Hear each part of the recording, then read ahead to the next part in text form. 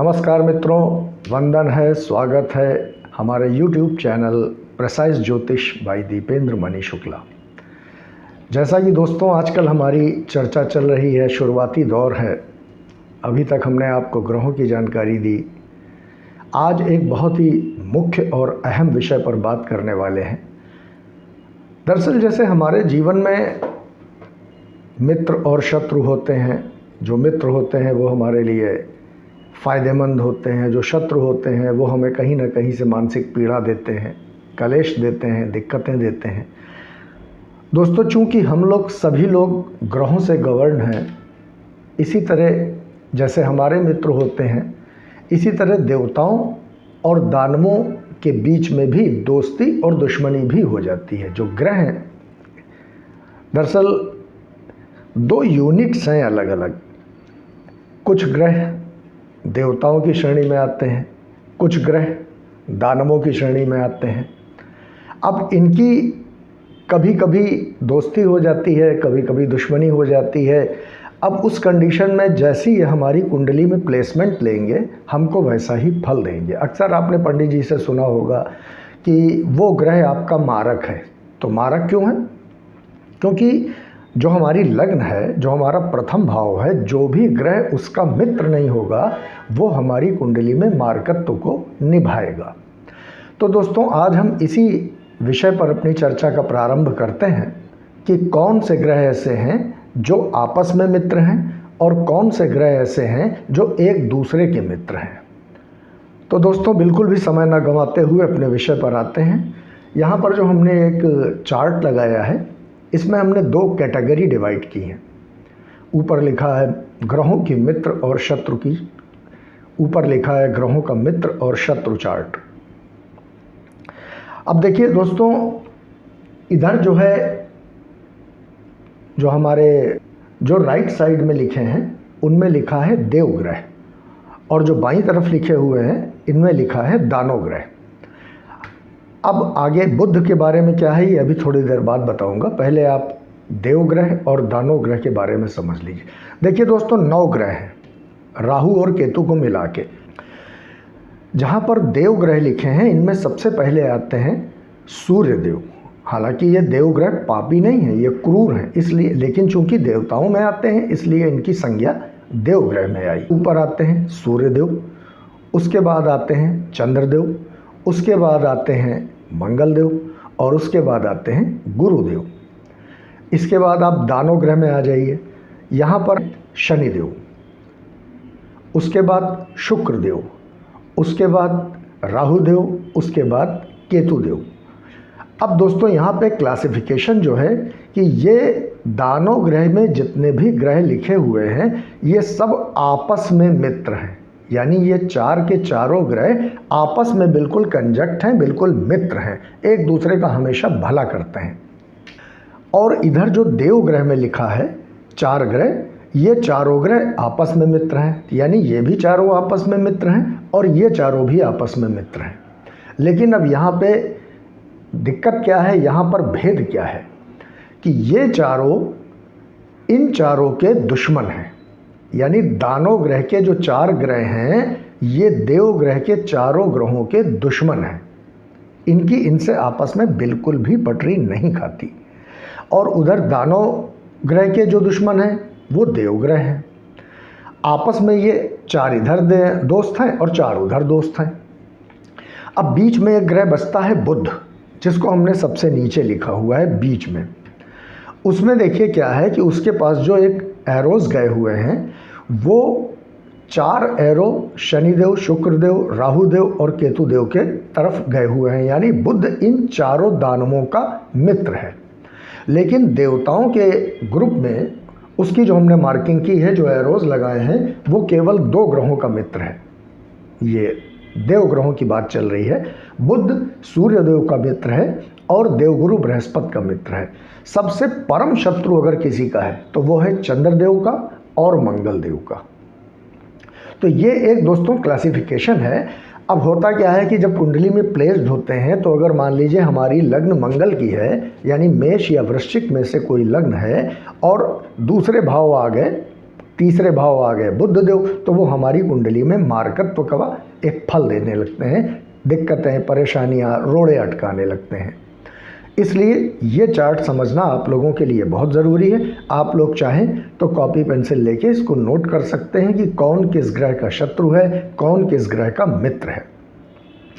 अब इसी क्रम में दोस्तों आज ही हम अपनी बात में एक और क्रम जोड़ देते हैं कि देखिए राशियां होती हैं 12, मेष, वृष, मिथुन, कर्क, सिंह, कन्या, तुला, वृश्चिक, धनु, मकर, कुंभ, मीन। यहाँ पर जो चार्ट लगा है इसमें 12 राशियां लिखी हैं। अगर आप चाहें तो कॉपी पेंसिल में नोट कर सकते हैं। और उसके बगल में जो लिखे हैं किस ग्रह का कौन सा स्वामी ग्रह है वो भी लिखा हुआ है। अब देखिए सबसे ऊपर लिखा है मेष और वृश्चिक, यानी ये दोनों मंगल की राशियां हैं, अग्नि तत्व राशियां हैं।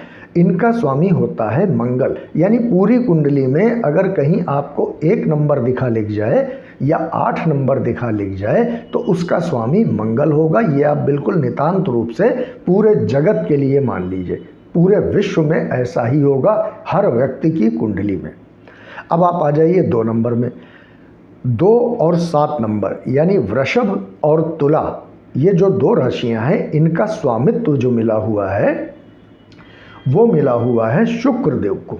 यानी पूरे ब्रह्मांड में यदि किसी भी व्यक्ति की कुंडली आप देख रहे हैं और उसमें जहाँ पर 2 नंबर और 7 नंबर लिखा है उसका स्वामी हो गए शुक्र देव। उसके बाद नीचे आ जाइए 3 और 6 यानी मिथुन राशि और कन्या राशि, इन दोनों राशियों का जो स्वामित्व है वो बुध देव को मिला हुआ है। ये संपूर्ण जगत के लिए बात हो रही है। ये दुनिया में किसी की भी कुंडली हो जहाँ पर 3 नंबर लिखा होगा, जहाँ पर 6 नंबर लिखा होगा, वो बुध देव के अंतर्गत राशि आएगी। अब यहाँ पे आ जाइए चौथा, 4 नंबर राशि, उसके स्वामित्व केवल उनके पास एक ही राशि है और उसके स्वामित्व मिला हुआ है चंद्रदेव को।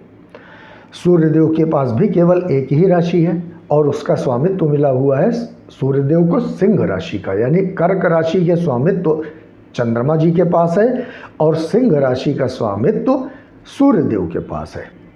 अब आ जाइए मकर और कुंभ राशि, यानी जहाँ पर 10 नंबर लिखा है, जहाँ पर 11 नंबर लिखा है, इन दोनों राशियों का स्वामित्व शनिदेव के पास है। यानी पूरी कुंडली में, किसी की भी कुंडली में, अपनी कुंडली में जहाँ पर 10 या 11 नंबर दिख जाए वो राशि के स्वामीपति हो गए, राशाधिपति हो गए शनिदेव।